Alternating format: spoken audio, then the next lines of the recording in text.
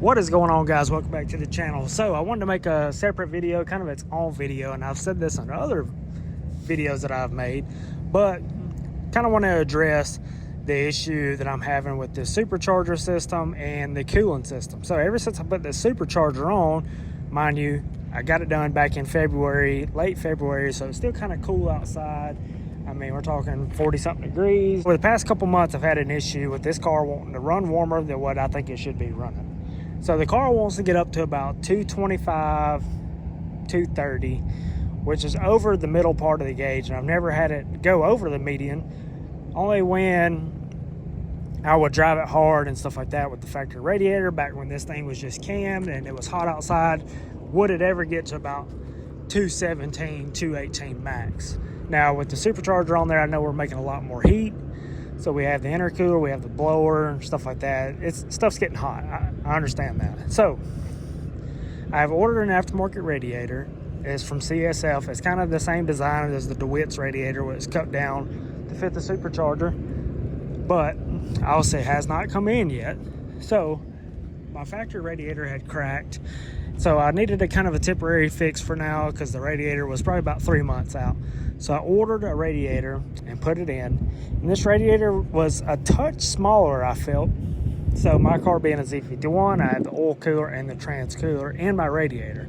So obviously that's other heat going inside the radiator itself. So with this, the issue I've been having is the car wanting to get warm.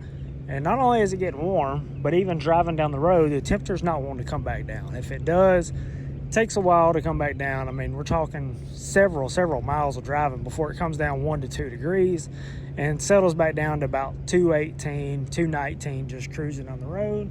Stop and go traffic, we're looking at 225, 228. I mean, it gets pretty warm. So the car's been sitting here for just a few minutes. See what the gauge says right now. Obviously the car's off, so it may be a little hotter than what it was when I pulled up because everything was circulating, the fans were probably on. So let's see.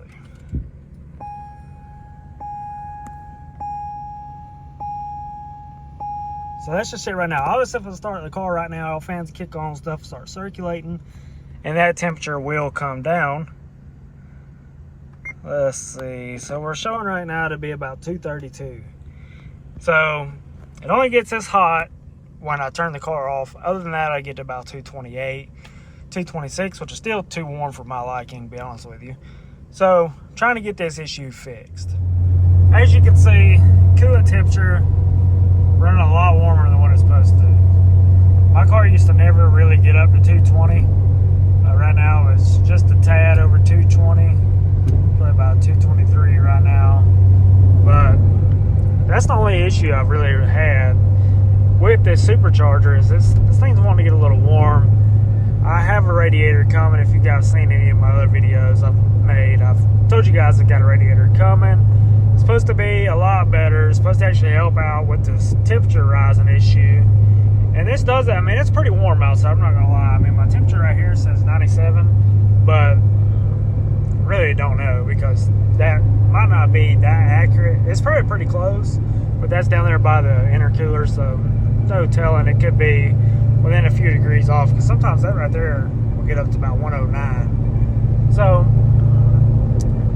really I need to get this temperature down. The car will perform better because you don't want to run a car warm and be getting on it. You know, it's not safe for it.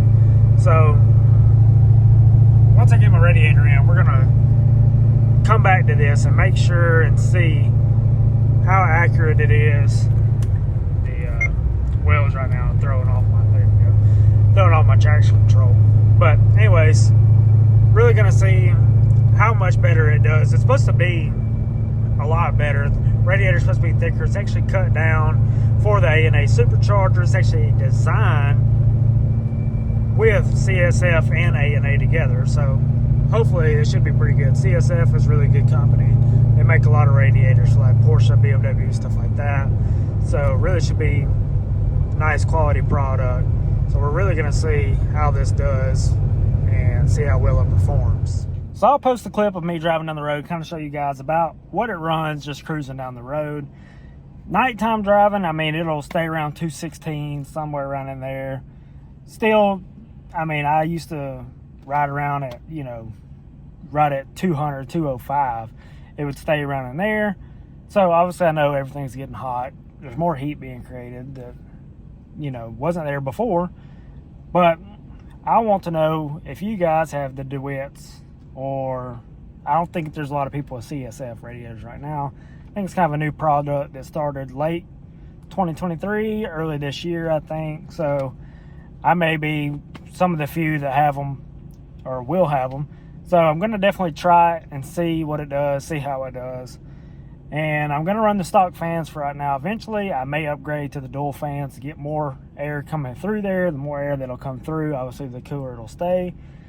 I don't want to cut anything in my hood to let hot air out. I don't want to cut my hood up or anything like that. So I'm trying to figure out how I can get this thing to stay as cool as it possibly can while keeping all the features, you know, with the hood being the way it is. Because there's a lot of people that are like, well, you know, they sell the vents and stuff you can put in your hood.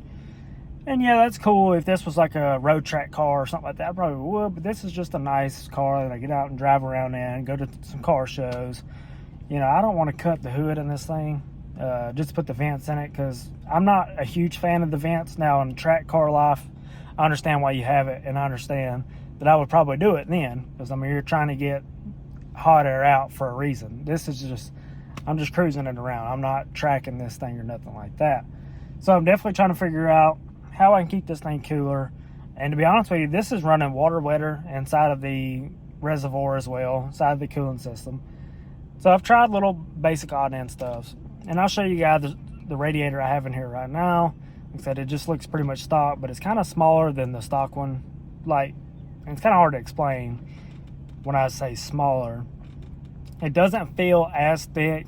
Like if it's thicker, if the stock one's thicker, I would say, I mean, it's by, you know, I mean, it's under 1/8 of an inch at that. So I'll show you guys what I got set up right now and what the new setup will be. And hopefully that radiator will come in towards the end of this month. We can swap it in, and I can give you guys an update video to see what the temperature does. All right, this is the radiator I'm running right now. This is the radiator I got at a local shop that sells radiator stuff. And as you can tell, it looks identical to the stock one. To be honest with you, it looks a little smaller than the stock one is, and everything's kind of looks a little different around the edges where the fins are and stuff like that. So I'm going to have the new radiator is obviously going to be all aluminum. It's going to be cut down in the center for the supercharger and all the piping. The tanks are going to be TIG welded, so plus the tanks are known to crack. So we are going to run that aftermarket radiator as soon as it comes in with the stock fan and see how it does and see how much cooler this thing will stay. Hopefully I can drop at least 10, 15 degrees. They claim 20 degrees, so we will definitely see when this thing comes in. So anyways, guys, I just wanted to make that quick video to kind of show you guys what exactly is going on. You know, if you have a boosted C6 and you're running with the same issue, or you had the same issue and you got it fixed, let me know what you did.